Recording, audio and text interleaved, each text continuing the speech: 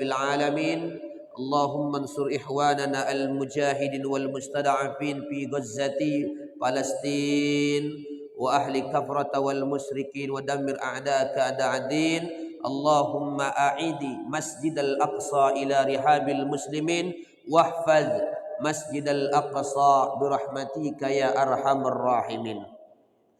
Ahibail kiram, segenap para alim, para ustad, pengurus masjid, begitu juga barisan orang-orang tua kami, barisan kaum bapa, kaum ibu sekalian yang insya Allah kita terus bermohon kepada Allah agar Allah jadikan kita orang-orang yang istiqamah, tentunya dimuliakan oleh Allah Subhanahu wa taala, dan akhir hayat kita ditutup dengan kalimat yang indah, kalimat la ilaha illallah Muhammadur Rasulullah sallallahu alaihi wasallam.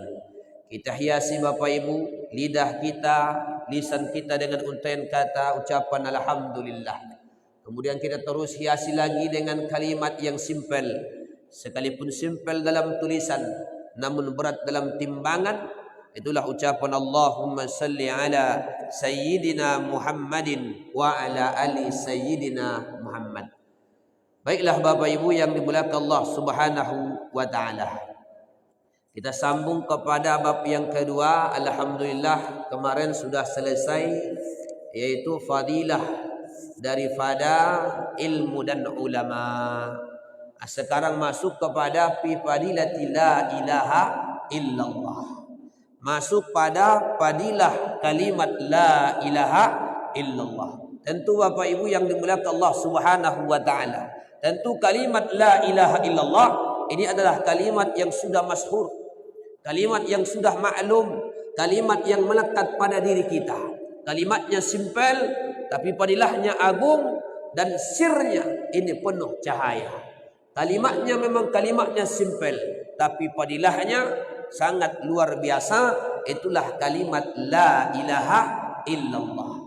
Kita ingin tahu Bapak Ibu bagaimana fadilah, keutamaan ya kalimat yang sering kita ucapkan insya Allah dalam setiap harinya, itulah kalimat la ilaha illallah. Jadi kalimat la ilaha illallah ini, makanya kata beliau di sini, kata Imam Al-Fakihani, kata beliau termasuk kata beliau inna mulazzamata zikriha inda dukhulil manzili tanfil faqra. Orang yang membiasakan menyebutkannya inda dukhulil manzil, ketika masuk ke dalam rumah, itu adalah tanfi, menafikan al-faqra, kefakiran hati khususnya. Dia merasa walaupun ekonominya pas-pasan tapi mental orang kaya, mental orang yang bersyukur kepada Allah, mental merasa dia berkecukupan. Inilah orang kalau mengamalkan ajaran Nabi Muhammad sallallahu alaihi wasallam. Jadi ternyata Bapak Ibu di antara ya di sini di kitab ini ya kalimat yang dianjurkan dibaca inda dukhulil manzil itu adalah kalimat la ilaha illallah. Masuk rumah ucapkan salam, mau ada orang atau tidak, itu di antara yang dianjurkan adalah kalimat la ilaha illallah. Yang lain di antaranya lagi yang dianjurkan qul huwallahu ahad. Salam kita assalamualaikum, kita buka ya qul huwallahu ahad 3 kali, tidak tahu la ilaha illallah, atau diantaranya adalah ayatul kursi, ayat kursi Bapak Ibu, sebagaimana kama fa'ala sahabatu Rasulillah sallallahu alaihi wasallam wa Abdurrahman bin Auf, sebagaimana yang dilakukan oleh sahabat Nabi al-Jalil yang mulia Abdurrahman bin Auf yang masyhur kekayaannya. Ini Abdurrahman ini luar biasa, menyumbangkan 3 rumah kepada Nabi, 1 untuk ya menyambut tamu, belum lagi ya wakafnya, infaknya, sedekahnya yang luar biasa. Nah, itulah Abdurrahman bin Auf. Nah, ini Bapak Ibu. Jadi diantara beliau membaca ayat kursi setiap 4 sisi. Jadi kalau ada rumah baru khususnya Bapak Ibu, tapi bukan bini baru Bapak Ibu, rumah baru, bacakan pojok pangkal yes, ayat kursi, pangkal yang sana ayat kursi, sana ayat kursi, sana ayat kursi. Nah, ini diantara fadilahnya kata Imam Zainal Abidin, adalah la tadkhuluhu asyaitan. Maka di antara tidak ada bagian-bagian setan menempati itu rumah. Karena ada rumah-rumah yang disenangi oleh setan, yang mana di situ fihi tamasil, rumah yang ada di rumah itu adalah bentuk patung yang sempurna, yang lengkap, yang diukir, ada matanya, ada hidungnya. Ya, ada matanya, ada hidungnya. Berbeda dengan foto yang cahaya yang ditahan. Berbeda dengan foto cahaya yang ditahan. Nah, ini diantaranya. Ada rumah lagi di situ kalau ada anak yatim disiksa. Ya, fihil yatim, situ anak yatim. Nah, ini diantara tempat-tempat yang disenangi oleh setan di antara rumah kita, Bapak Ibu. Makanya atau rumah yang di situ tidak ada lam yusalli fih, tidak ada salat padanya. Atau di situ adalah rumah yang fihi qati'ur rahim, di situ ada memutuskan silaturahmi. Nah, itu juga akan senang ditempati oleh setan-setan. Andai kata dia punya rumah, ibaratnya anak cuma 2, kamarnya 9, maka bisa dipastikan Bapak Ibu, ya, sisa-sisa kamarnya itu ada bagian-bagian tempat setan. Maka jangan heran perangai anaknya nanti 11-12 macam setan. Nah, jadi Bapak Ibu tak ada ketenangan, rumah itu gersang, tak dapat ketenangan, tak dapat sakinah. Padahal di antara fungsi rumah bait, man sakanal bait, supaya kita ada unsur ketenangan, tempat istirahat dan lain sebagainya. Nah, ini Bapak Ibu, mau dia rumah atau orang rumahnya, istri pasangan, itu litaskun, supaya juga kita mendapatkan ketenangan yang disebut Bapak Ibu sakinah. Makanya kata sakinah dalam Quran kurang lebih Allah sebutkan 7 kali. Nah, jadi kalau ada sudah punya rumah, sudah punya orang rumah dan perangkat-perangkat rumah, tapi belum ada ketenangan, ini ada yang masalah Bapak Ibu. Berarti ada masalah. Ya, apa niatnya? Apa asbabnya? Kenapa dia tidak mendapatkan ketenangan? Padahal ketenangan yang abadi ketika orang membawa sesuatu nikmat pemberian Allah dibawakan sebagai sarana pendekatan diri kepada Allah Subhanahu wa taala, disitulah ada unsur ketenangan. Ketika Bapak Ibu istiqamah duduk di majlis ilmu, secara tidak langsung di situ ada yang Allah tancapkan unsur ketenangan. Karena ketenangan dicari tempat di lain selain tempat yang diridhai Allah, ya itu pasti tidak. Kalau di tempat-tempat seperti diskotik dan sebagainya, nah itu adalah ketenangan sementara, tapi penyesalan selama-lamanya. Nah, ini Bapak Ibu yang dimuliakan Allah Subhanahu wa taala. Jadi di sini kata beliau Bapak Ibu, dianjurkan dibacakan la ilaha illallah ketika masuk rumah. Lalu hadis yang pertama kata Nabi, man qala kulla yaumin la ilaha illallah Muhammadur Rasulullah mi'ata marrah. Siapa yang dalam setiap hari membaca kalimat la ilaha illallah Muhammadur Rasulullah mi'ata marratin, 100 kali, ya, ja'a yaumal qiyamati wa wajhuhu kal badri, maka ini orang keistimewaannya nanti datang pada hari kiamat disebutkan seperti bulan purnama wajahnya. Maksudnya apa nih? Kata Syekh Nawawi, ay at-tamami wa huwa lailatu arba'ata asara. Maksudnya apa? Saking sempurnanya ini orang, sampai-sampai nanti wajahnya diberikan satu kemuliaan, karena kalau dia bisa istiqamah dalam sehari membaca la ilaha illallah 100 kali. Makanya kata ulama Bapak Ibu yang saya bahasakan, ya, ada level-level orang yang mengucapkan la ilaha illallah ini Bapak Ibu.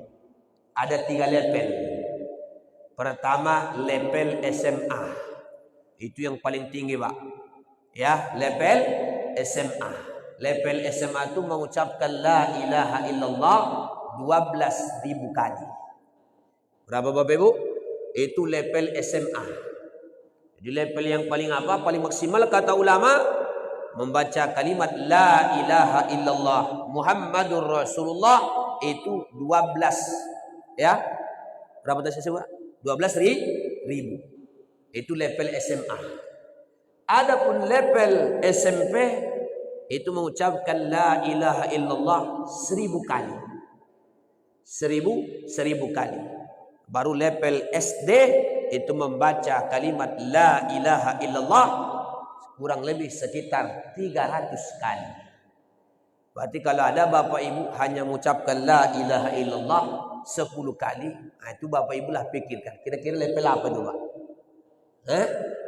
TK. Ya, level TK.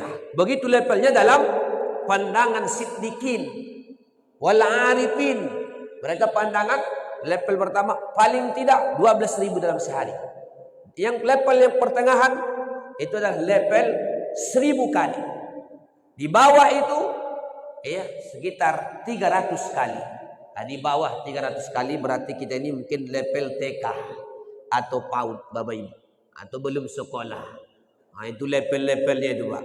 Level mengucapkan kalimat la ilaha illallah Muhammadur Rasulullah sallallahu alaihi wasallam. Kenapa? Di dalam bahasa Arab ungkapan-ungkapan baik hadis Nabi itu selalu dibuat permajasan seperti laksana bulan purnama. Apa maknanya? Ini adalah dilalah keindahannya, keistimewaan. Di antara kalau dia berkumpul, ini orangnya beda. Makanya Nabi itu tampannya selalu diumpamakan kal qamar, seperti laksana bulan purnama karena cahaya pancarannya sejuk, indah dilihat. Begitulah orang yang banyak mengucapkan kalimat la ilaha illallah. Karena Nabi yang paling tampan itu adalah yang paling sempurna Bapak Ibu, Nabi Muhammad. Itu baru satu yang dibuka di dunia, Pak. 9 lagi dibuka di akhirat. Oh, itu baru nampak melebihi bulan purnama. Tak bisa diapakan lagi. Karena cuma di antara nikmat yang paling indah. Mohon maaf, melebihi kenikmatan hubungan biologis ketika di surga. Itu adalah an-nazru ilallah, ketika kita bisa memandang Allah. Yang kedua, an-nazru ila wajhin Nabi, ketika kita bisa melihat wajah baginda Nabi sallallahu alaihi wasallam. Jangan pernah berharap bisa menatap wajah Nabi kalau kita tak pernah mengikuti sunnahnya, bahkan tak pernah bersolawat terhadapnya.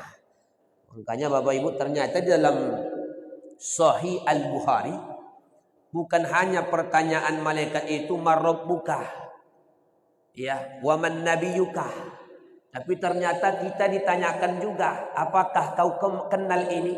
Ditunjukkan tentang Nabi Muhammad. Kira-kira hei fulan, hei sahibul qabar, kira-kira kau kenalkah ini? Kalau dia orang yang jauh daripada cinta Nabi, tak pernah solawat, ya, lam adri ma'arabtuhu, aku tak kenal dia. Nah, inilah orang yang celaka. Ya, ternyata ditanya, kira-kira kau kenal enggak dengan ini? Menunjuk ke siapa? Nabi Muhammad sallallahu alaihi wasallam. Ada pertanyaannya. Ya, ditanya ketika ya di alam kubur. Nah, ini Bapak Ibu yang dimuliakan Allah Subhanahu wa taala. Nah, itu di antaranya. Ya, laksana bulan purnama yang selalu ini dijadikan majas kepada ketampanan baginda Nabi sallallahu alaihi wasallam. Baru ketampanan Nabi Yusuf. Ya, karena setampan-tampannya Nabi Yusuf, ya kita katakan tampan karena orang yang melihat ketampanan Nabi Yusuf sekiranya dia lapar Bapak Ibu, hilang laparnya. Beda dengan kita, Pak. Kalau orang menatap wajah kita, dia yang kenyang jadi lapar dia, Pak. Nah, itu bedanya. Nabi Yusuf, itu orang yang lapar memandang beliau, ya, itu tak terasa lapar. Begitulah. Tapi walaupun begitu masih jauh di bawah Nabi Muhammad sallallahu alaihi wasallam. Lau kana nisa'u Yusuf, kalaulah perempuan di zaman Nabi Yusuf, niswatu Yusuf, ketika menatap wajah Nabi Yusuf, fata'na aydiyahunna, mereka iris tangan mereka tanpa sadar. Sekiranya Allah singkap, kata ulama Abdul Wahab As-Sarani menyebutkan, Allah singkap bagaimana 9 sitir dibuka, bukan hanya tangan mereka yang mereka iris, la qata'na qulubahunna, mungkin hati mereka histeris, ditusuk oleh mereka tanpa sadar melihat ketampanan. Begitulah majasnya, perumpamannya disebutkan oleh para ulama. Barulah termasuk Nabi Adam. Jadi Nabi Adam itu Bapak Ibu termasuk juga ya Nabi yang paling tampan. Nah, dari situlah Nabi Adam, ya Nabi Adam punya istri namanya Siti Hawa. Ya Nabi Adam punya anak 40 Bapak Ibu. Jadi Siti Hawa itu hamil ya isruna hamlan, 20 kali hamil. Ada ibu-ibu sini yang hamil 20 kali. Nah, itu pemecah rekor tuh, Pak. Ya. Dan setiap sekali hamil itu anak kembar. Satu laki-laki, satu perempuan.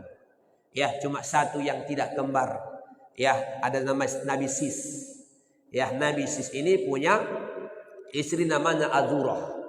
Ya, Nabi Adam selalu berpesan, ya Sis, ya, la tankih. Ya, jangan engkau nikahi perempuan illal mutahharat, kecuali wanita yang suci, yang bersih, yang tak pernah berzina. Itu selalu pesan Nabi Adam alaihi salatu wassalam. Tapi kadang-kadang kita ini selalu ya membawa kesalahan Nabi Adam. Betul Bapak Ibu? Nabi Adam hanya salah. Kata sebagian ulama Bapak Ibu, ketika Nabi Adam ya berbuat salah ketika itu dalam sorga, apakah itu di sorga yang sesungguhnya? Iya. Karena menurut i'tikad ahlu sunnah wal jamaah bahwa annal jannata wan nara, bahwa sorga dan neraka sudah diciptakan. Berbeda menurut Mu'tazilah. Kalau menurut Mu'tazilah sorga dan neraka belum diciptakan. Kita apakah sorga yang dulu Nabi Adam menempati itu sorga yang sesungguhnya? Iya. Lalu kenapa Nabi Adam diusir? Kan begitu Bapak Ibu. Kadang-kadang bahasanya kita pakai diusir. Kata sebagian ulama, ketika Nabi Adam diciptakan di sorga, dia belum diangkat oleh Allah menjadi nabi. Menjadi nabi. Ya, karena nabi itu maksumah. Belum Allah angkat. Kapan dia menjadi nabi? Ketika dia sudah diturunkan Allah dengan sunnatullahnya, ketika di atas muka bumi Allah subhanahu wa ta'ala. Maka dia tak pernah lagi berbuat salah. Kenapa? Karena itu pun kenapa Nabi Adam ya bisa terbawa? Ya, karena tadi yang namanya Profesor Iblis El-Ani datang Pak dengan menyelipkan kalimat, wallahi ya Adam, demi Allah ya Adam. Menurut ya ijtihad Nabi Adam, belum ada orang, nggak mungkin orang berani berdusta atas nama Allah. Jadi iblis itu cerdas dia Pak, cerdik. Di bawahnya kalimat Allah, wallahi demi Allah. Menurut Nabi Adam nggak mungkin orang berani berdusta atas nama Allah. Nah, di bawahnya kalimat wallahi. Nah, makanya dengan sunnatullahnya Allah turunkan. Jadi supaya kita ini Bapak Ibu jangan Nabi Adam aja pernah salah. Ya, Nabi maksum, begitu menurut ya para ulama. Ini Bapak Ibu yang dimuliakan Allah Subhanahu wa taala. Nah, itu diantaranya. Nabi Adam punya 40 anak, Nabi Sis itu nanti teruslah nanti Bapak Ibu sampailah ke Nabi Nuh. Ya, Nabi Nuh punya 4 anak, ada pertama Sam, Ham, Yapis, Kan'an. Mungkin yang terkenal Bapak Ibu Kan'an. Betul, Pak? Kan'an yang terkenal ya karena durhaka. Nah, ini Bapak Ibu. Makanya sebenarnya kesolehan itu tidak bisa diwariskan. Kecuali memang asbabnya bisa dia dapat hidayah. Ya, ketakwaan, kesolehan. Ya, banyak diantara kadang-kadang seorang kiai ulama, tapi anaknya tak mewarisi keulamaannya, tak mewarisi keimanannya. Ini Bapak Ibu Bapak Ibu yang dimuliakan Allah Subhanahu wa taala. Dari Sam itulah nanti teruslah ke Nabi Ibrahim. Nabi Ibrahim punya anak ya, ada 2 dari Siti Sarah namanya Ishak ya, dari satu lagi dari Ismail. Dari Ishak inilah Nabi Yakub punya 12 anak, itu semuanya rata-rata nabi Bapak Ibu. Ya, dari jalur Ishak. Dari jalur Ismail, nah ini dijaga juga Allah kesuciannya, terus nanti sampailah ke Nabi ke Abdul Muthalib. Abdul Muthalib punya 16 anak, 6 perempuan, 10 laki-laki. Antara 10 itu namanya Abdullah. Itulah ayah Rasulullah sallallahu alaihi wasallam. Tapi ternyata Nur Muhammad itu Allah jaga terhadap orang yang terjaga. Itulah Nabi Muhammad sallallahu alaihi wasallam. Dan ketika Nabi Adam Ya, soal nurnya sudah diketahui oleh Nabi Adam karena terpampang dia lihat mabtuh atau maktub tertulis la ilaha illallah Muhammadur Rasulullah sallallahu alaihi wasallam. Kalimatnya cuma la ilaha illallah Muhammadur Rasulullah. Nah, itu kalimatnya sudah dikenal, diketahui oleh Nabi Adam alaihi salatu wasallam. Maka Nabi ini luar biasa, Nabi Muhammad ini Bapak Ibu. Istimewanya. Kalaulah Nabi Adam itu mulia, ya. Kenapa mulia? Karena Allah perintahkan malaikat untuk sujud penghormatan. Cuma iblis yang bangkang, Pak. Ya, wa iz qulna lil malaikati isjudu li adama fasajadu illa iblisa aba wastakbar wa kana minal kafirin. Allah berarti Nabi Adam itu mulia. Allah suruh ya sujud malaikat sebagai sujud penghormatan, ya, penghormatan dalam sebagian tafsir untuk Nabi Adam. Berarti Nabi Adam termasuk Nabi yang mulia. Tapi Allah tak ikut sujud. Bapak Ibu, Allah tak ikut sujud penghormatan.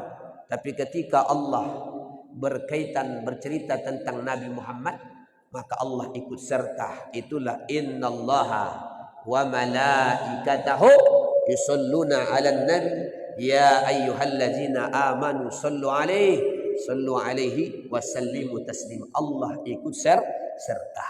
Itulah kekhususan Nabi Muhammad sallallahu alaihi wasallam. Makanya Bapak Ibu, kalau ada 4 dalam kitab Al-Minhas As-Sa'adah, kalau ada 4 anak kita laki-laki, buatlah salah satunya ada yang berawal nama Muhammad. Ya Pak, kita tiap hari ngaji Pak. Satu pun gak ada kita buat nama anak kita, cucu kita Muhammad. Nah, saya sudah buat Pak, anak 2, 1 laki-laki, 1 perempuan. Sudah saya buat. Namanya Muhammad Mutawalli As-Sya'rawi. Ya, Muhammad Mutawalli Sya'rawi Hasibuan bin Ahmad Riyadi bin Hotmatua bin Malim Saleh bin Kari Hasan bin Lelo Mudo bin Jadiance bin Jabugis bin Jabang Kolang bin Galombang Bosi bin Patuni Pancur bin Ompung Sombah bin Saboji Sajuangan bin Sumindak Ulu Barumun. Ada 15. Kalau anak sekarang nama bapaknya pun dia lupa Pak. Ya, nama bapaknya dia mau lupa. Nah, itu perlu silsilah itu Pak. Paling tidak dalam dianjurkan kita hafal 3 ayah, 2 ayah kita, kakek kita, anjuran saja. Ya, tapi kalau Nabi paling tidak 3. Ya, Nabi, ya, ayahnya Nabi, baru kakeknya di atasnya. Itu anjuran saja oleh para ulama. Nah, ini Bapak Ibu yang dimuliakan Allah Subhanahu wa taala. Nah, itu yang berkaitan terhadap Nabi Muhammad sallallahu alaihi wasallam. Tapi kalimat la ilaha illallah ini Bapak Ibu ada syaratnya. Pertama syaratnya adalah al-ilm. Kita tahu ya, ilmu maksudnya apa? Al-ilmu bimaknaha, maknanya. Daripada kalimat la ilaha illallah, bukan hanya sekedar la ilaha illallah, tapi kita mesti tahu maknanya. Ya, karena orang mata, siapa orang yang meninggal dunia dalam hadis Sahih Muslim, wa ya'lamu, dia ketahui annahu, bahwasanya la ilaha illallah, tidak ada Tuhan selain Allah, maka ini dakhalal jannah. Inilah yang masuk ke dalam surga. Makanya kalimat la ilaha illallah kata para ulama, termasuk Syekh Nawawi, termasuk beberapa ulama ahli sufi, kalimat la ilaha illallah Muhammadur Rasulullah, la ilaha illallah, la 1, ilaha 2, illa 3, Allah 4, Muhammad 5, Rasul 6, Allah 7 kalimat. Ya, la ilaha illallah Muhammadur Rasulullah. Maka kalimat ini kata para ulama ada hikmah di dalamnya. Ya, ketika orang bisa istiqamah betul-betul dari lubuk hati yang paling dalam mengucapkan kalimat la ilaha illallah, inilah yang akan mendorong dirinya akan terjaga dari maksiat 7 anggota. Baik dia mata, baik dia telinga, baik dia tangan, baik dia kaki, baik dia lidah. Allah jaga Dan dia kalau dia istiqamah, kata Syekh ya Muhammad Ilyas Al-Kandahlawi, mengucapkan kalimat la ilaha illallah dari lubuk hatinya yang paling dalam, ini juga kata beliau termasuk orang yang diselamat berkat la ilaha illallah yang 7 Muhammad 7 kalimat ini dari 7 pintu neraka. Ini bab 7 pintu neraka. Begitu juga kalau dijumlahkan hurufnya kurang lebih sekitar 24. Dan kita hidup 24 jam. Apa maknanya? Dalam waktu-waktu kita jangan pernah lepas mengucapkan kalimat la ilaha illallah Muhammadur Rasulullah sallallahu alaihi wasallam. Ini Bapak Ibu yang dimuliakan Allah Subhanahu wa taala. Itulah hadis pertama. Ya, hadis yang kedua Bapak Ibu, kata Nabi sallallahu alaihi wasallam, afdalul zikri la ilaha illallah wa afdalud du'ai alhamdulillah. Dan sambung lagi, wa qala Nabi sallallahu alaihi wasallam, la ilaha illallah kalami ana wa huwa man qala dakhala hisni wa man dakhala hisni amina min iqabi. Kata Nabi, si abdulnya zikir la ilaha illallah. Makanya kalau kita solat Bapak Ibu, ya kalau kita sedang solat, qala Rasulullah sallallahu alaihi wasallam abdul zikri la ilaha illallah. Kita pakai hadis. Tapi kalau ada nanti imam kita pakai ya fa'lam annahu la ilaha illallah, berarti dia pakai ya ayat Allah Subhanahu wa taala. Dua-duanya sama-sama boleh. Ya, sama-sama boleh. Ada kan dia ibaratnya ya fa'lam annahu la ilaha illallah. Nah, ini juga atau abdul zikri la ilaha illallah. Inilah diantara paling abdulnya zikir. Banyak kita banyak zikir-zikir, tapi diantara yang paling abdul itulah kalimat la ilaha illallah Muhammadur Rasulullah sallallahu alaihi wasallam. Ini termasuk juga kata Imam Al-Ghazali Bapak Ibu, yang dianjurkan paling sedikit 10 kali habis salat subuh sebelum terbit fajar, sebelum terbit matahari. Nah, dibaca la ilaha illallah Muhammadur Rasulullah paling minimal 10 kali dan paling pertengahan 100 kali. La ilaha illallah Muhammadur Rasulullah sallallahu alaihi wasallam. Kemudian wa abdulud du'ai alhamdulillah. Si abdulnya doa adalah alhamdulillah. Ketika kita mengucapkan alhamdulillah, simbol memuji Allah Subhanahu wa taala. Makanya kata Syekh Nawawi, li'annaha, adapun kalimat la ilaha illallah, li'annaha kalimatut tauhid wa tauhidu la yumasiluhu syai', bahwa kalimat la ilaha itu adalah kalimat tauhid. Yang mana kalimat tauhid? La yumasilu, yang tidak ada semisal dengannya. Ya, kemudian li'anna laha ta'siran fi tathhiril batin, karena dia memberi pengaruh untuk membersihkan batin, fayufidu nafyal alihati biqaulihi, dan dia menafikan faedahnya, menafikan Tuhan-Tuhan biqauli, ketika dia mengucapkan la ilaha.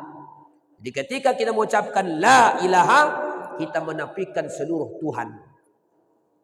Ya, nah, tapi aneh sekarang Bapak Ibu, masih ada orang mengaku Tuhan. Ada di Jawa kemarin orang Bapak Ibu mengaku Tuhan. Ya, kalau nggak salah tukang jual es cendol. Mohon maaf Bapak Ibu yang tukang jual es cendol, mengaku Tuhan. Bahkan di Pekanbaru ada menganggap bahwa bahwa dirinya bersatu dengan Tuhan. Sehingga dia berpemahaman solat nggak penting lagi, karena sudah kita ini bersatu dengan Tuhan. Jadi solat ini Bapak Ibu nggak penting lagi sujud, ya, cukup iling, cukup ingat, masuk waktu ingat. Ini sudah ada di kantor-kantor. Ini paling disenangi pemahaman model begini Bapak Ibu.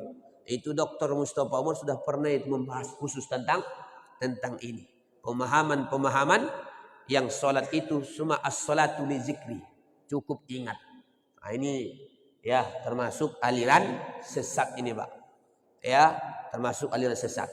Bahkan ada sebahagian yang kita jumpai di daerah Tembilahan, ya, atas nama makrifat.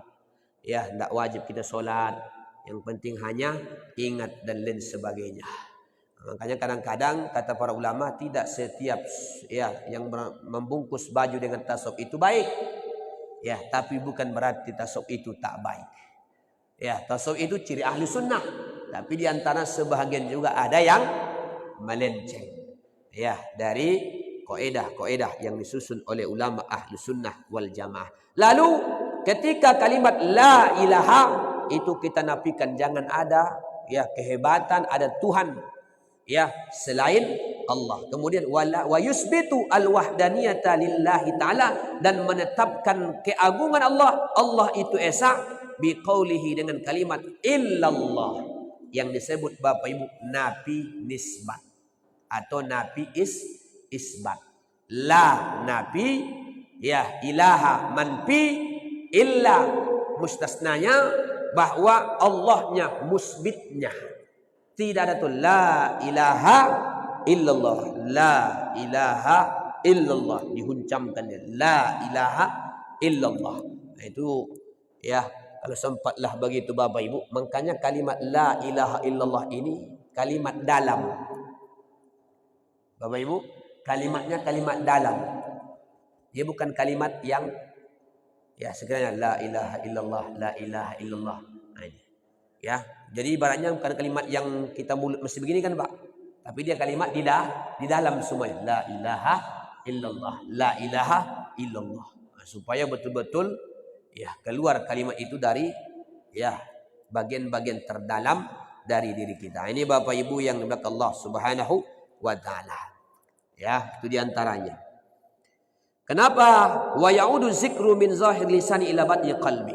Karena zikir itu kembali dari zahir lisan menghuncam ke dalam hati.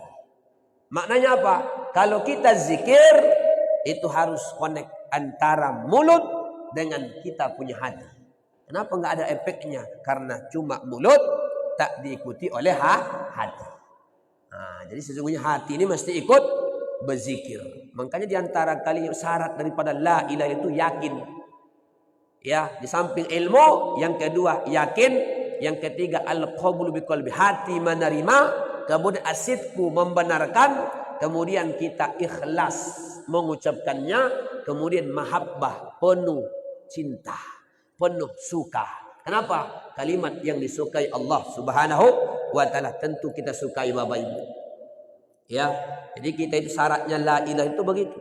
Kita ikhlas, kita senang, penuh cinta mengucapkan kalimat la ilaha illallah. Dan ini juga Bapak Ibu kalimat yang dianjurkan sebagaimana dalam kitab Taqrirudus Sadidah ketika inda sakaratil maut. Ketika mengucapkan, ketika di samping orang yang sedang sakaratul maut. Ayyulakkina bikalimati la ilaha illallah. Tapi Bapak Ibu biritkin, dengan lemah lembut. Jangan kasar. Bapak Ibu, ini tidak kasar dia Pak. Ucap Pak. Akhirnya dia bilang ucap. Kata ma itu. Bu, nyebut bu. Akhirnya ini ibu bilang nyebut. Ya, tapi yang paling indah Bapak Ibu, ada seorang ulama bernama Abu Zar'ah. Abu Zar'ah ini ketika meninggal dunia Pak. Ketika dia meninggal dunia, datang orang ingin mengajarinya talqin. Mengajarkan dia mentalkinkannya. Segan mereka Pak. Yang mereka sedang sakarat ini Bapak Ibu adalah ulamaul hadis. Ulama besar. Segan mereka ingin mengajari ini kalimat la ilaha illallah. Akhirnya mereka hanya membacakan hadis. Ya, mereka bacakan hadis dengan sanad-sanadnya. Itulah hadis Nabi SAW yang kita sebut di sini, man kana awalu kalami la man kana akhiru kalamihi la ilaha illallah dakhalal jannah. Nah, itu mereka sebutkan Pak hadisnya. Lalu ini Abu Zar'ah langsung apa? Menyebutkan sanad-sanadnya, disebutkan ketiga itu. Pada Nabi SAW anpulan. Tapi sampai kepada Mu'az bin Jabal, baru dari Rasulullah SAW. Kata Nabi, man kana akhiru kalamihi la ilaha illallah dakhalal jannah. Langsung dia wafat. Dia hanya pas mengucapkan hadisnya aja, Pak. Disebutkannya lepas ketika sakaraat itu dengan sanad sampai ke Muaz bin Jabal, baru man kana akhiru kalamihi la ilaha illallah dakhalal jannah. Wafat ketika itu. Ya. Nah, jadi dia murid-muridnya, jamaahnya menyampaikan hadis dengan sanadnya, dia pun mengulang itu dengan sanadnya, lalu wafat dengan kalimat itu. Nah, itu ada salah satu ulamaul hadis. Nah, inilah kita harapkan Bapak Ibu, kita berharap kita juga ditutup dengan kalimat la ilaha illallah. Ada seorang ustadz di Sumbar Bapak Ibu, umur 70 tahun. Sedang ceramah, tausiah, ibu-ibu pun mengangguk-angguk. Wah, masih tersenyum-senyum, Pak. Ustadznya pun semangat, Pak. Sudah umur 70 tahun. La ilaha illallah. Diulangi lagi oleh Ustaz. La ilaha illallah. Tumbang ini Ustaz. Kalimat yang terakhir itu kalimat la ilaha illallah. Ini kisah nyata. Diselidiki. Ternyata memang ini orang dalam kesehariannya lebih daripada 1000 kali dia mengucapkan kalimat la ilaha illallah. Benar kata Imam Ibnu Hajar Al-Haytami, wa matal insan kama asah. Matinya seseorang itu kadang-kadang sesuai dengan kebiasaannya. Kalau kita biasa zikir, maka biasanya bisa jadi ditutup kewafatannya zikir. Tapi dalam kitab Al-Qasas Minar Raghaib, dulu ada seorang wanita penyanyi Bapak Ibu. Mohon maaf, ini disebutkan dalam kitab ini. Ada seorang penyanyi pakaian setengah tiang hampir telanjang, Pak. Kalau setengah tiang itu ditarik ke atas nampak bawah, tarik ke bawah nampak atas. Itu namanya setengah tiang. Ini dengan qadarullah, ketika dia sedang bernyanyi, sehariannya bernyanyi, mengumbar aurat, tiba-tiba wafat di tempat itu. Tapi qadarullah, Allah ingin menunjukkan kuasanya. Ini pakaian perempuan terlepas. Ditutup mereka pakaian terlepas. Sampai mau memakamkannya pun begitu. Mati dalam keadaan bernyanyi, bukan nyanyi yang baik-baik. Nyanyi yang tak elok. Itu pernah terjadi.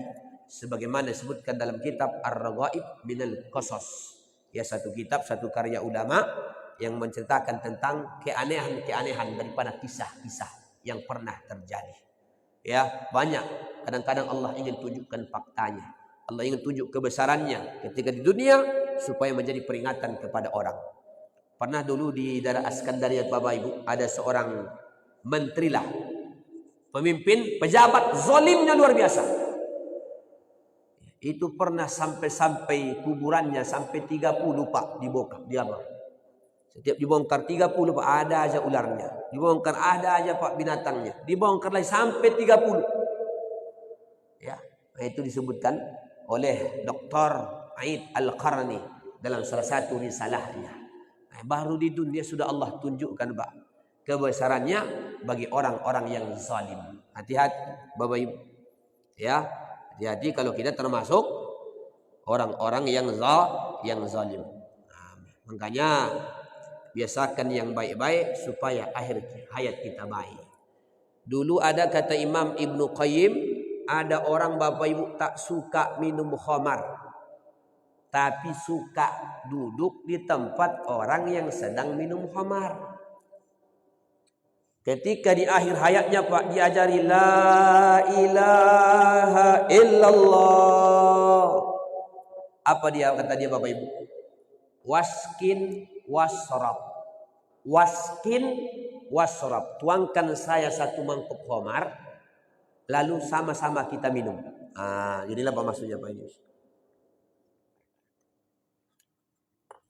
Waskin wasrab. Diajari la ilaha illallah, malah minta tuangkan saya khamar. Itulah kalau senang duduk di tempat orang yang minum khamar. Dia nggak ikut Pak, cuma duduk aja dia nengok-nengok orang minum sambil main judi dan lain sebagainya. Bahkan pernah lagi kata Imam Az-Zahabi, orang yang suka main satoronji.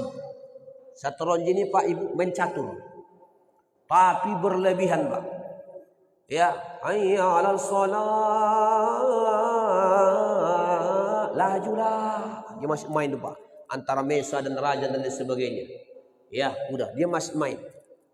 Ya, akhirnya ketika di akhir hayatnya kata Imam Az-Zahabi, ketika dia diajari la ilaha illallah, apa kata dia Bapak Ibu? Sekak, kata dia.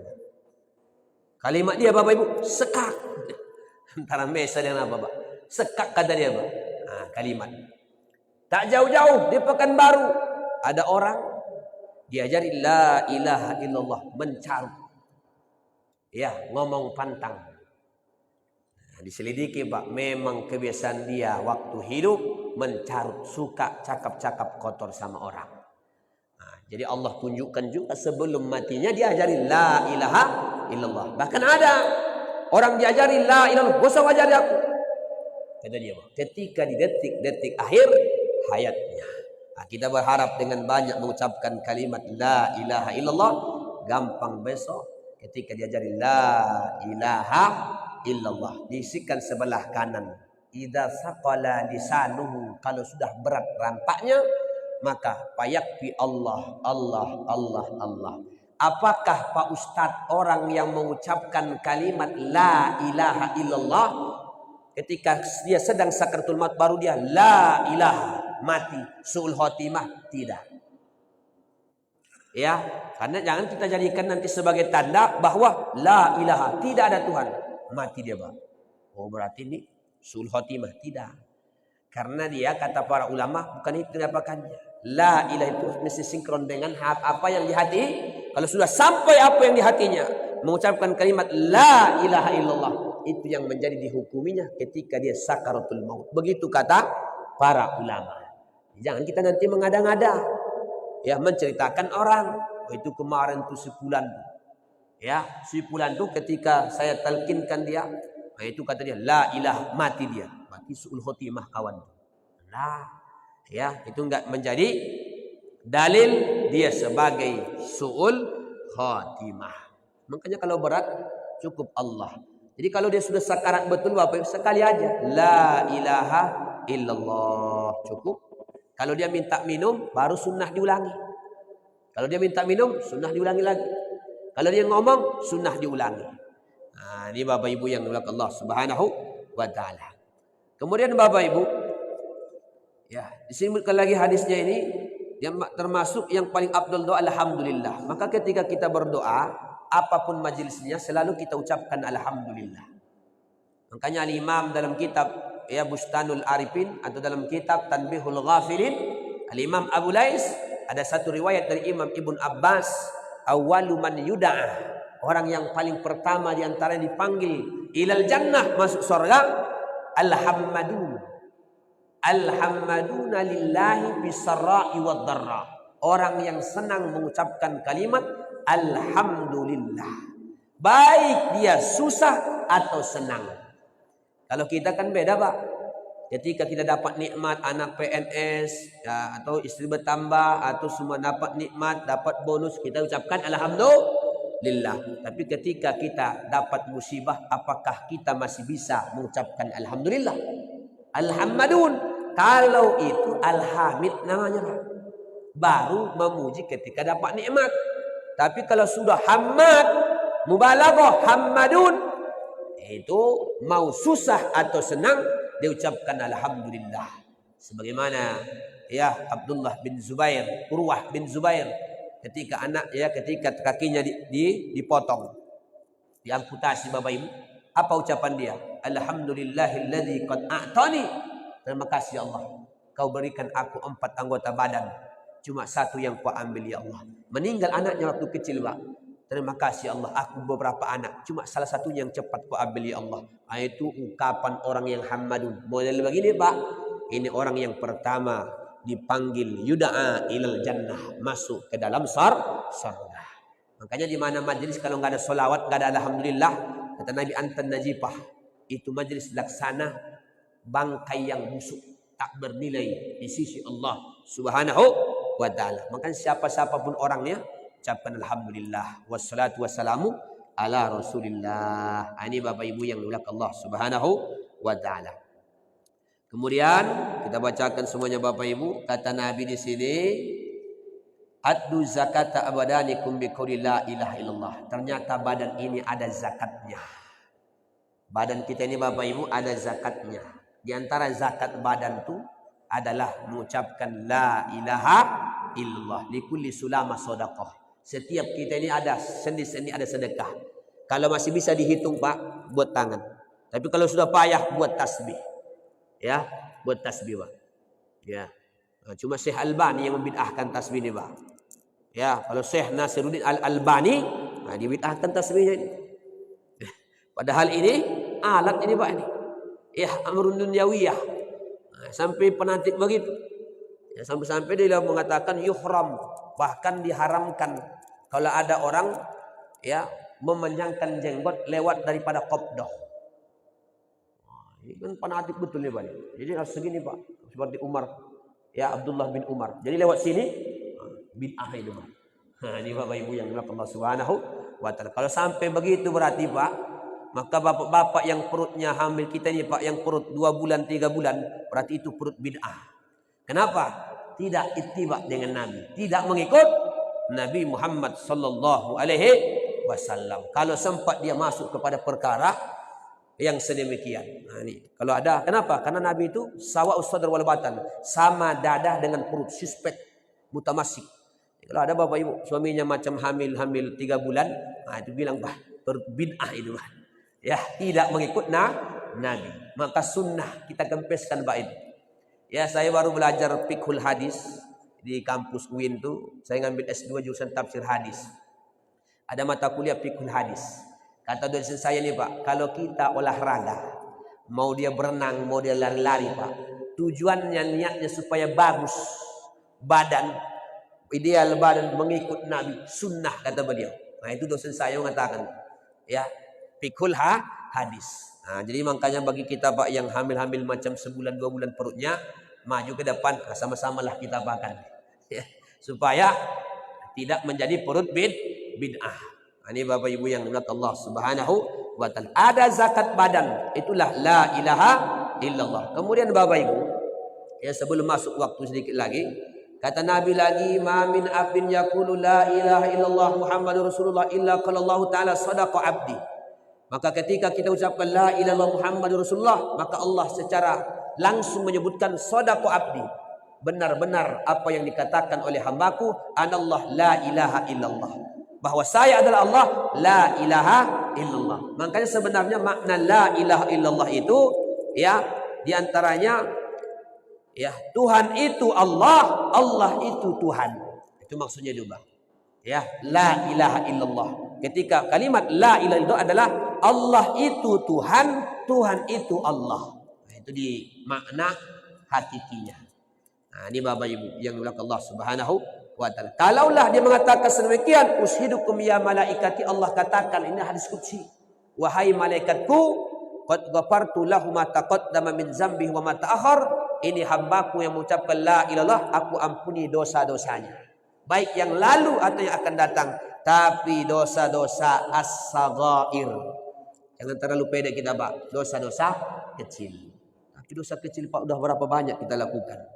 Ya, sering saya katakan, tidak ada gading yang tak retak, tidak ada botak yang berambut, tidak ada bisul yang bengkak, tidak ada manusia yang tak berdosa. Kita ini pendos, lebih baik kita ini merasa penuh dosa daripada merasa kita paling suci, paling menghidupkan sunnah. Ya, bahkan sayang sekali sampai-sampai ada sekarang melabel-labelkan sesuatu dengan sunnah. Ada penelitian buku. Dosen saya Dr. Ridwan Hasbi, Bapak Ibu, dia membuat satu buku, ya ada satu buku dengan judul, ada orang membuat, sudah mengkualifikasi ini masjid sunnah, ini masjid ya non sunnah. Sebenarnya kalimat mereka itu bid'ah, tapi beliau buat dengan kalimat non sunnah. Nah, ini masjid bid'ah, ini non sunnah. Itu mereka sudah buat buku itu Pak. Ya, mungkin beberapa apalagi terbit itu. Nah, sangat disayangkan terhadap saudara kita ini. Kenapa? Karena adanya kawan-kawan kita sudah melabel-label masjid. Ya, mereka buat. Cuma ciri-ciri masjid bid'ah yang mereka sebutkan dalam buku-buku mereka, penerangan ustadz-ustadz mereka, satu cirinya kalau habis sholat zikir jahar. Itu cirinya, Pak. Masjid bid'ah. Kalau yang kedua, kalau dia acara-acara Islam, merayakan Maulid, merayakan Isra Mi'raj, ini termasuk ciri-ciri masjid bid'ah. Nah, ini kan aneh nih kalau model-model begini, Pak. Kapan maju-majunya kita model begini?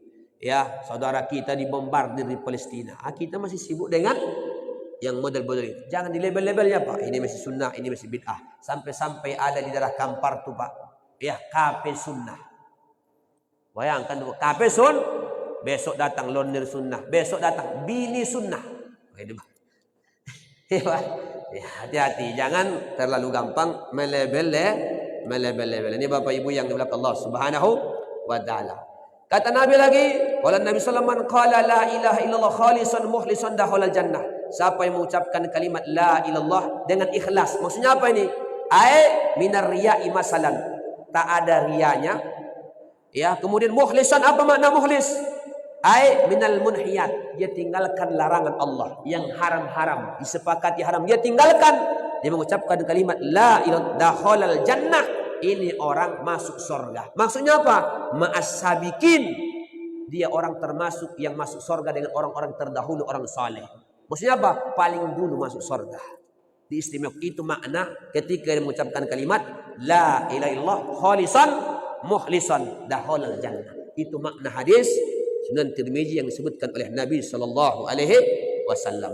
Kemudian kata Nabi, man kana awalu kalamihi la ilaha illallah wa akhiru kalami la ilallah wa amila alfa sayyi'atin in asa alfa sayyi'ah alfa sanatin la yas'alullahu an zambin wahidin. Sekiranya orang di awal ucapannya la ilaha illallah, di akhir ucapannya la ilallah, beramal dia 1000 keburukan yang dia lakukan. 1000 keburukan yang dia lakukan jika dia hidup in asa alfa sanatin 1000 tahun. Hidup 1000 tahun dia lakukan, Bapak Ibu, 1000 tahun dia punya umur, 1000 tahun pula dia berbuat dosa. Maka kalau dia mengucapkan la ilaha illallah tapi dosanya di sini dosa-dosa kecil, bukan dosa-dosa besar. Di sarah ini beliau sebutkan di antara sini maksudnya ini dosa-dosa zanbin sogirin. Walaupun dia hidup 1000 tahun penuh dosa-dosa kecil, tapi kalau dia mengucapkan kalimat la ilaha illallah di awal hidupnya dan akhir hidupnya, maka Allah tidak akan bertanya tentangnya satu dosa pun. Maknanya apa? Allah ampuni dia punya dosa. Itulah kemuliaan la ilaha illallah. Kemudian kata Nabi lagi, man qala la ilaha illallah min ghairi ajbin, siapa mengucapkan la ilaha tanpa ada rasa ujub, tara biha ta'irun, besok terbang satu burung tahtal arsy, di bawah singgah sananya aras, yusabbihu ma'al musabbihin, yang menyebutkan tasbih dengan orang yang bertasbih, ila yaumil qiyamah, sampai hari kiamat, wa yuktabu lahu sawabuhu, maka dicatat bagi ini orang mengucapkan la ilaha illallah dengan pahalanya. Hadis-hadis ini disebutkan oleh Imam Suyuti tanpa sanad, tapi beliau katakan hadis ini tidak hasan dan bisa dipertanggungjawabkan. Kenapa? Ini hadis tentang fadilah. Ini hadis tentang keutamaan. Nah, kita ambil barokah lagi. Kemudian kata Nabi, man qala la ilaha illallah Muhammad Rasulullah marrah, satu kali, ghufira lahu dzunubuhu wa in kana misla zabadil bahri, sekalipun laksana buih dalam lautan. Apa maksudnya? Likasratihi, karena saking banyaknya, saking utamanya la ilaha illallah. Kemudian Bapak Ibu, iza marral mu'min alal maqabir faqala la ilaha illallah wahdahu la syarika lahul mulku walul hamdu yuhyi wa yumiit hayyun la yamut biyadihil khair wa huwa ala kulli syai'in qadir nawwarallahu tilkal qubura kullaha wa ghufira liqailiha wa kutiba lahu alfu alfin hasanah wa rufi'a alfu alfin darajah wa hutta anhu alfu alfi sayyi'ah. Jadi termasuk kalau kita lewat kuburan orang beriman, ucapkan kalimat la ilaha illallah Muhammadur Rasulullah, atau ditambah dengan lahul mulku wa lahul hamdu yuhyi wa yumiit wa huwa ala kulli syai'in qadir. Termasuk orang yang kejam. Ya, kata Imam Sufyan Ats-Tsauri, Orang kalau lewat kuburan muslim, dia tak mengucapkan salam. Ini kejam. Bapak Ibu. Kata Imam Sufyan Ats-Tsauri, ada 10 di antara orang yang kejam. Asratu asya'a minal jafa. Di antaranya adalah orang iza marra ala qabri muslimin. Kalau lewat atas kuburan orang beriman, walam yusallim alaih. Dia tak mau mengucapkan salam. Padahal gampang Pak. Assalamualaikum ya ahlal kubur. Walaupun salamnya tidak kita harapkan jawabannya. Itulah salam yang kita harapkan jawabannya, Pak. Kalau kita harapkan, kabur kita, Pak. Nah, itu enggak mungkin jawab. Assalamualaikum ya abdas syukur, ya ahlal kubur. Dijawabnya, waalaikumsalam ya abdas syakur, kata dia, Pak. Ya, itu enggak. Itu salam. Tapi apakah dijawabnya? Dijawabnya. Baca kitab Ar-Ruh karya Imam Ibnu Qayyim yang sering dijadikan rujukan oleh kawan sebelah. Nah, itu ada situ. Raddallahu ruhahu. Allah kembalikan ruhnya, dijawab salam, cuma kita tak dengar. Kalau kita dengar, lain ceritanya, Pak. Ya, lain ceritanya. Waalaikumsalam Ustaz Hasibuan. Gawat juga. Nah, jadi kalau kita lewat kuburan ucapkan itu supaya Allah beri cahaya itu kuburan, diampuni dosa-dosa orang yang mengucapkannya, lalu dicatat sebagai kebaikan 1000 kebaikan, kemudian diangkat derajatnya 1000, kemudian ditutup kesalahannya. Maksudnya apa maknanya? Kenapa alpun alpin? Ya, sebanyak apapun dosa-dosa kecilnya, kalau dia bisa mengamalkan ini, Allah ampuni dosanya berkat kalimat la ilaha illallah. Dan terakhir Bapak Ibu, termasuk juga orang yang bengis, yang kejam, kata Imam Sufyan Ats-Tsauri, orang yang yada'u li nafsihi, yang hanya mendoakan dirinya, wala yada'u liwali walidayhi wal muslimin, yang tak mau mendoakan orang tuanya dan orang Islam, kaum muslimin. Ini juga orang yang kejam dan tak mau mendoakan saudara, apalagi yang terzolimi di Palestina. Iza lam tastati, kalau kau tak mampu Rabb az-zulmi, mengangkat kezaliman, paling tidak fa'akhbir, sampaikan kabar bahwa saudaramu sedang dibantai, sedang diperangi, sampaikan kekejaman orang-orang musuh-musuh orang-orang beriman. Kalau enggak mampu kita mengangkat kezaliman, paling tidak pada ulah doakan dia. Saudara kita seiman, karena kita ini kal jasadil wahid, seperti tubuh yang satu. Kalau mereka sakit, kita juga sakit. Kalau anak yatim di antara mereka ada, itu sama dengan anak yatim di antara kita. Mereka, kita Bapak Ibu, istri-istri kita masih bisa berbedak dengan make up yang luar biasa. Ada yang 5 juta. Tapi istri mereka bermake up dengan debu-debu, keping-kepingan, bombardir Israel laknatullah. Anak-anak kita masih bisa main HP, gadget dan lain sebagainya. Tapi mainan anak-anak mereka di Palestina, itu mainannya adalah kerikil-kerikil, batu-batu yang dengan gagah dan berani melempar tank-tank Israel. Yang mereka luar biasa mentalnya, luar biasa giroh mereka. Itu apa mereka mainannya, Pak? Anak kita masih main HP, gadget dan lain sebagainya. Nah, ini kita doakan terus dalam doa kita supaya kita tidak termasuk orang yang kejam. Inilah Bapak Ibu yang dimulakan Allah Subhanahu wa taala. Kita berdoa, Allahumma ansur ikhwanana al-mujahidin fi Palestin wa ahli kafrata wal musyrikin wa Israil laknatullah alaihim ajma'in walhamdulillahi rabbil alamin. Besok kalau lanjut lagi bab yang ketiga, fadilah bismillahirrahmanirrahim. Itu sengaja kita cepatkan bacanya supaya dapat 10 hadis Rasulullah sallallahu alaihi wasallam. Alhamdulillah. Ada tanya jawab Bapak Ibu?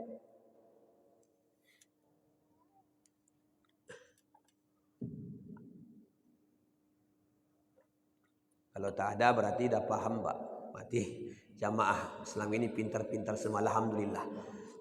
Mengaji paham, tinggal mengamalkan. Alhamdulillahirabbil alamin. Sama-sama kita tutup dengan doa kafaratul majlis. Subhanallah wa bihamdika asyhadu an la ilaha illa anta astaghfiruka. Walhamdulillahirabbil alamin. Akhir minni assalamualaikum warahmatullahi wabarakatuh.